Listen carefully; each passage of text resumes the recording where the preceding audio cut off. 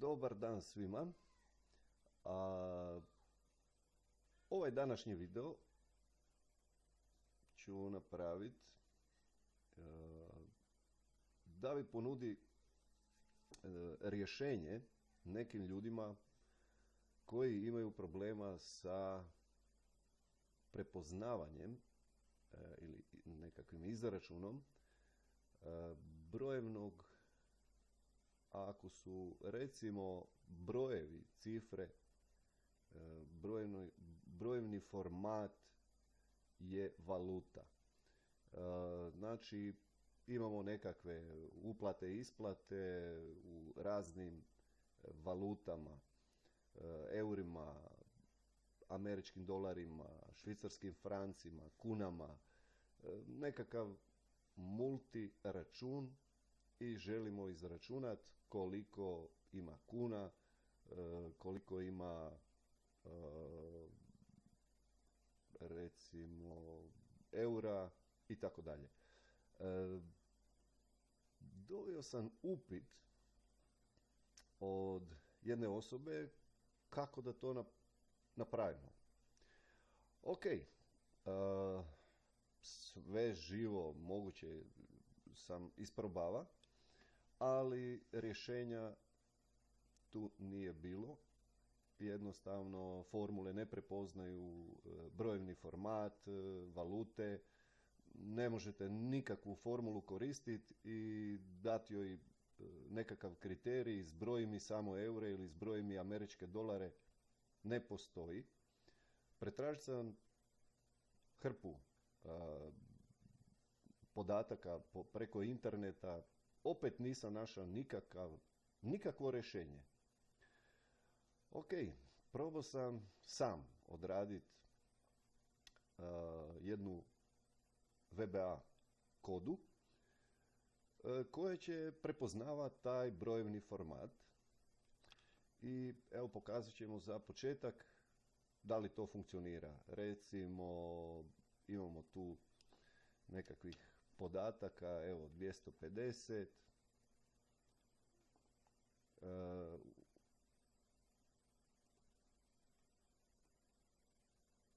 Evo ga, vrlo jednostavno, u manje od sekunde s jednim klikom u boji označene sve valute. Svaka valuta u posebnoj boji, vrlo jednostavno, brzo prepoznaje ove valute. Naravno, prepoznaje valute koje su u mojoj kodi navedene. Znači, prepoznava isključivo te valute. Objasnit ću vam na koji način vi možete, ako koristite nekakve druge valute, ove brojevne formate tih valuta, na koji način možete tu kodu izmijeniti.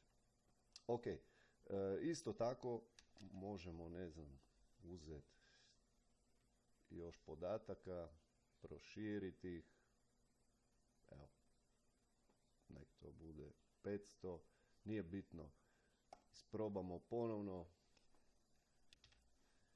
Evo ga. Znači, dinamično za cijeli ovaj stupac. Evo ga, prepoznaje sve boje. Kako? Vrlo jednostavno.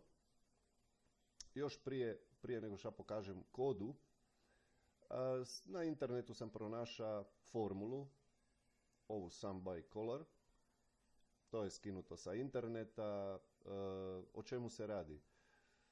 Formula koja zbraja po određenoj boji i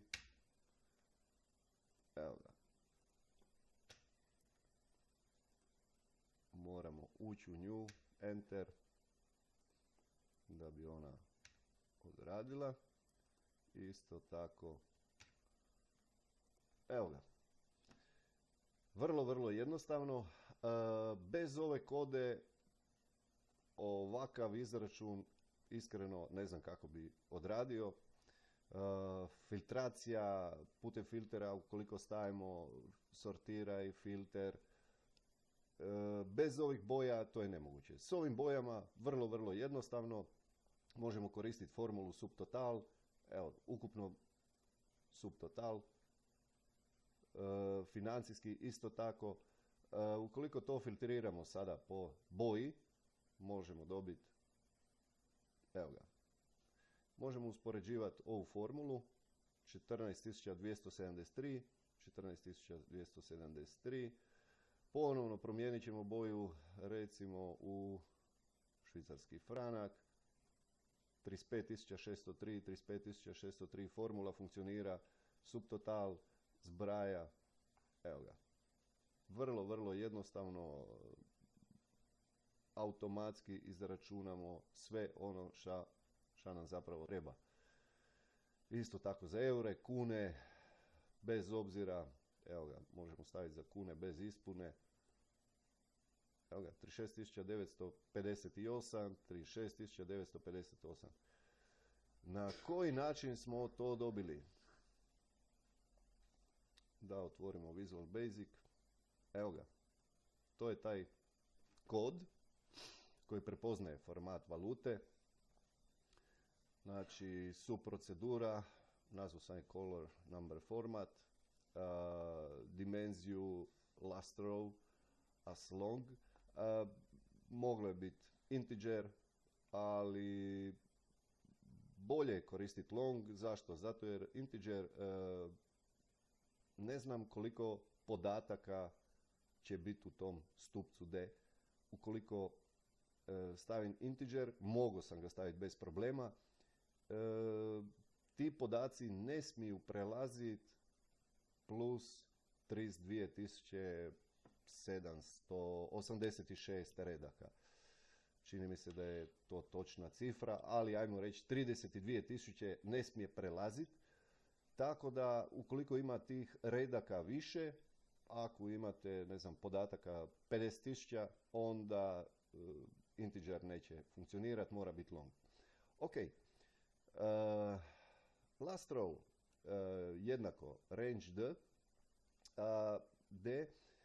O čemu se radi? Definirao sam, znači, zadnji redak jednak je, range je određen nekakav raspon stupca D. Pridodano je zbroju, odnosno brojanju redaka, broju redaka. I kada dođe do zadnjeg redka, skroz na dno, dato je da potraži zapravo, to bi bila na tipkovnici kontrol, strelica prema gore, Excel up, da potraži zadnji redak. I onda dobijemo broj koji je definiran for i, for jednako 6. Zašto 6? U stupcu D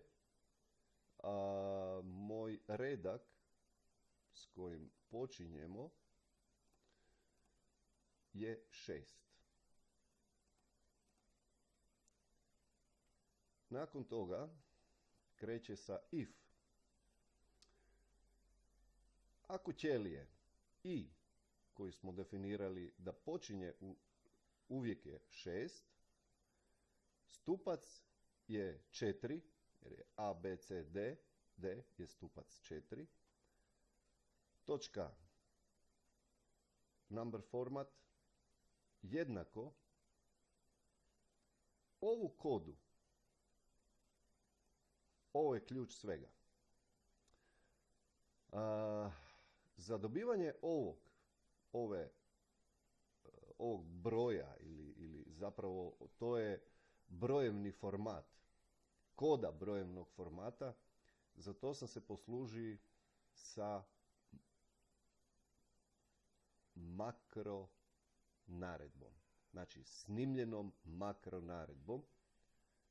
Prethodno kliknuo sam na neku ćeliju, uključio sam naravno snimanje makro naredbe, kliknuo sam na ćeliju i formatira sam taj broj u švicarskom franku, onda sam kliknuo na drugu ćeliju, nju sam formatirao u američkom dolaru i tako dalje.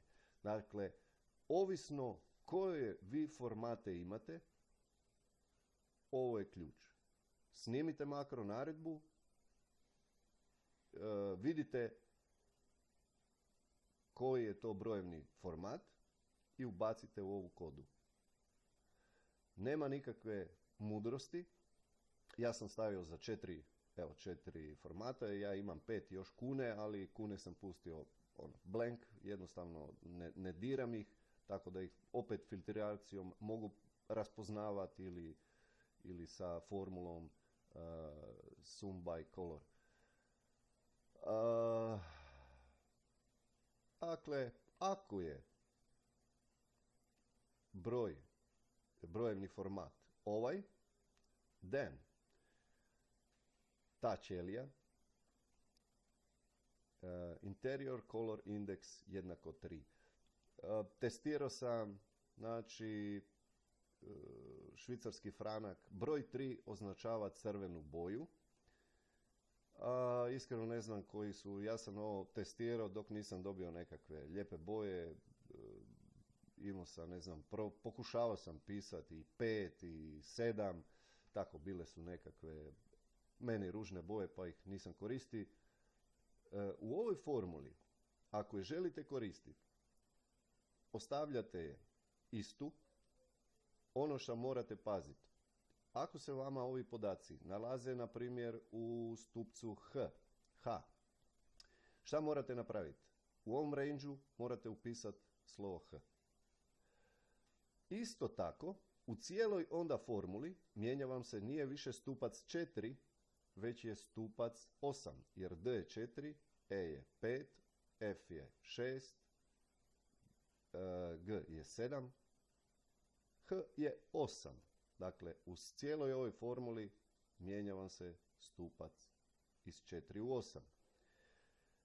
8. Sa makro rekorderom dobijete brojevni format valute koje vi želite i pastate ga, kopirate ga iz te makro naredbe, pastate ga tu na ovo mjesto, to je to. Vrlo, on će vam, recimo nek su to jeni valuta, pastate tu, ostavite si ovaj broj ili možete izmijeniti ovaj broj boje. Dakle, 3 je crvena, američki dolar je žuta, to je broj 6. Vrlo, vrlo jednostavno. Na kraju svega, ova formula može se i produžiti. Primjer, kopirate i idemo unositi, pastamo, izmijenimo ovaj brojevni format i ubacimo neki drugi koji mi želimo. Naravno moramo onda izmijeniti boju.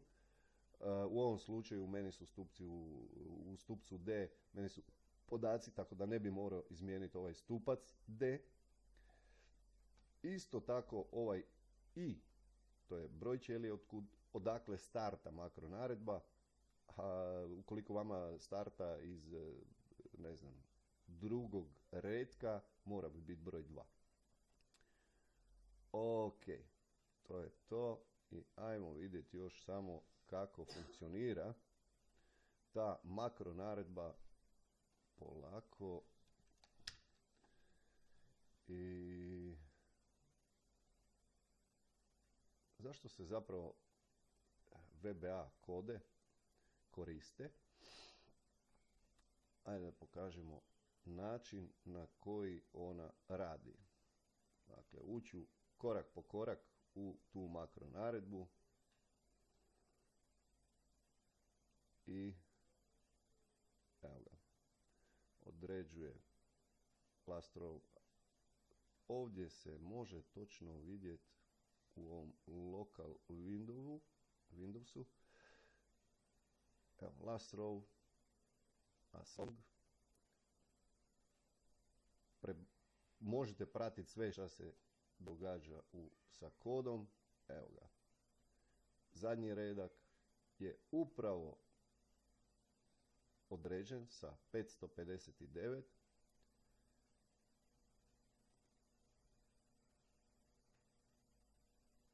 i jednako 6 i sad idemo pretraživati sve ćelije. Dakle, da li je u stupcu D redak 6 i je redak 6, 4 je stupac 4, stupac D. Da li je ova koda brojevni format? Očito nije, nije ga obojalo. Idemo dalje. Da li je sljedeća? Nije. Da li je euro format? Nije. Da li je ovaj format? Prepoznaje ga i dolazi na naredbu da toj ćeliji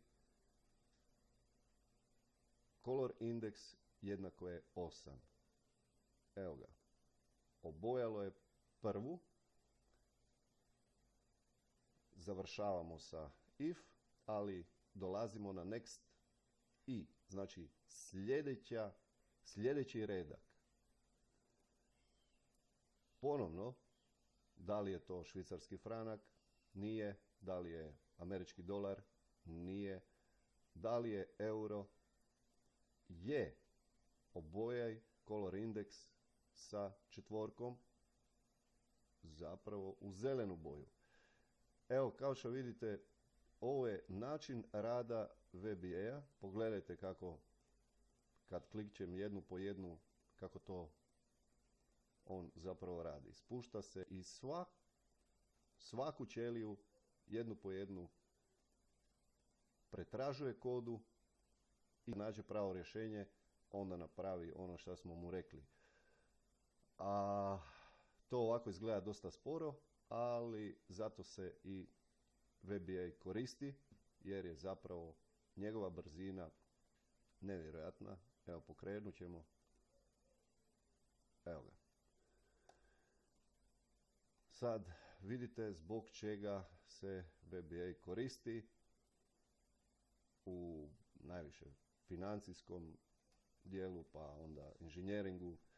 Zato jer jednu radnju može odraditi vrlo efektivno, brzo i nakon toga možemo određivati, pa isto tako sa VBA nekakvu filtraciju, bržu, skrivanje redaka, napredno filtriranje.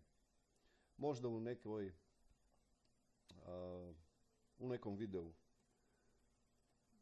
bude nastavak na ovaj VBA kod neki drugi. Zbilja nikad nisam našao nigdje na internetu ovakvu neku informaciju. Nadam se da onima koji trebaju da će im poslužiti. Eto. Hvala vam na gledanju i lijepi pozdrav.